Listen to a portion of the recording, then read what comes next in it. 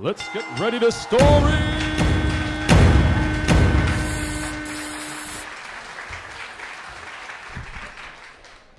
Well, I was going to tell you the story of my first pap smear.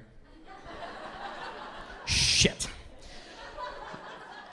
You never realize that you're truly pathetic until you're alone on a different continent on Valentine's Day eating cold SpaghettiOs and watching Justin Timberlake on TV. And yet, maybe that's the best thing that could have happened to you. See, what happens was I was spending my last semester of college in an exchange program in an internship in London. And in this program, it was pretty amazing because I got to meet a whole bunch of new people who didn't have a clue of exactly how sad and pathetic I am.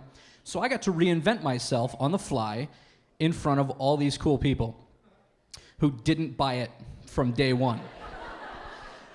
So, from January 7th or whatever it turned out to be to February the 14th, I went about my job, doing it very well, getting a whole lot of clips published and just enjoying my professional life and then coming home to an apartment with 3 other guys, 2 of which who like to religiously smoke weed at 4:20 every day, and a ridiculously cool roommate named John who I just couldn't connect with for whatever reason. We just didn't get each other right away. So Valentine's Day in 2003 was a Friday. I'm there, realizing the microwave is broken just as Sexy Back is playing. And I realized that something had to change, and it had to change right then. So in my flat complex, in the apartment complex, there were 20 flats. I was looking upstairs at this girl named Amy, who lived in flat 4, who was remarkably nice, sexy as hell, who was sitting on her couch on Valentine's Day reading a book, which we will not tolerate in this story. So I walked upstairs. I said, Amy, are you there? Amy, why don't we go out for a drink? It's Valentine's Day. Let's hit the city. Let's do it up. She says, yes, absolutely. Let's do that. But after my dad takes me to dinner, he's in town. So about 9:30, I'm like, all right, cool. 9:30, I can wait that long. It's about 5 right now. In the 5 minutes that it took me to go upstairs, talk to Amy, and then come back down, my flat turned into something like Gatsby's house. The lights were all on.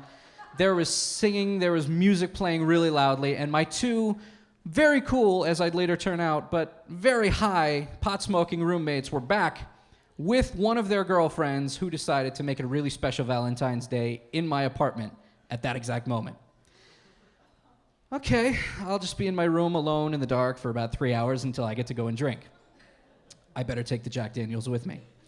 So that's what I did, but they stopped me on the way, and they're like, you know what, it's Valentine's Day, but we realize that, you're here, so we're going to include you in whatever we're doing, which at first alarmed me, because I want nothing to do with that. But then I quickly realized that Mike was just going to cook dinner, his roommate Dave was just going to hang out, Katie was really cool, and they were all just really floating on clouds and having a good time. And before you knew it, I had 4 or 5 Jack and Cokes in me.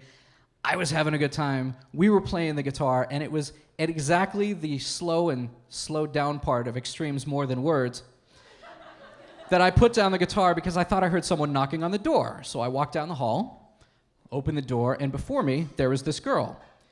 Short blonde hair, South Carolina sweatshirt, and she said with a southern drawl something to the effect of, I've seen you around the apartment complex, and I just wanted to give you this. Threw a piece of paper in my hand, and turned and ran away. And before I could even say the words, party, drink, you, now, she was gone, literally gone. I'd never seen her since, well, in the few seconds she was gone, poof. So I walked back in, dumbfounded, with this piece of paper in my hand, and Katie's like, open it up, read it. So I did, and it was the 3rd most erotic poem ever written. All right. So she's like, you have to go find her now because you might be seeing some boobs by the end of the night. And in my state, sad and pathetic and trying to disguise my true state, trust me, that's exactly what I wanted to see at the end of Valentine's Day night. So I lived in flat 3. There were 20 flats in the complex. Walked downstairs, right by the laundry room, where I'm pretty sure I had seen this girl at one point before, but never really struck up a conversation because I moved her stuff out of the dryer and put my own stuff in. Knocked on the door of flat 1. Hi, I'm Dave. You don't know me, but I'm looking for a blonde girl. South Carolina sweatshirt, really horny right now. No clue who she was. Same thing at flat 2. I walk upstairs to flat 3. That's my place. I know she doesn't live there. Damn it.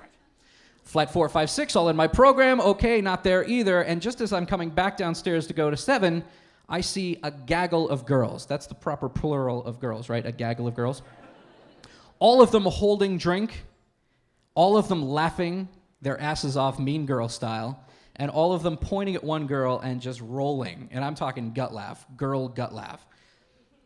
So I said, hey, okay, do you guys know a girl with a South Carolina sweatshirt who, at that exact moment, walked out of flat 7, again, laughing and rolling around Mean Girl style. And somewhere along the way, she started screaming the words, "I'm the queen of truth or dare, bitches!"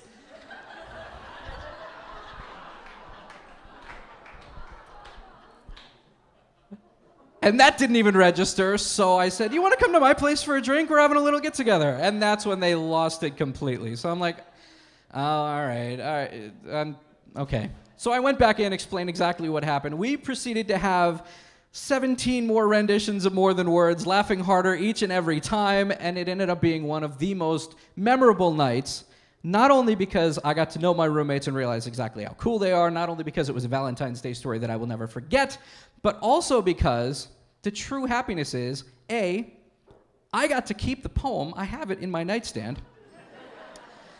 And B, one of South Carolina girl's later dares was at the end of the night, she had to run up and down the street topless. So I still got to see boobies at the end of the night, ladies and gentlemen. Thank you very much.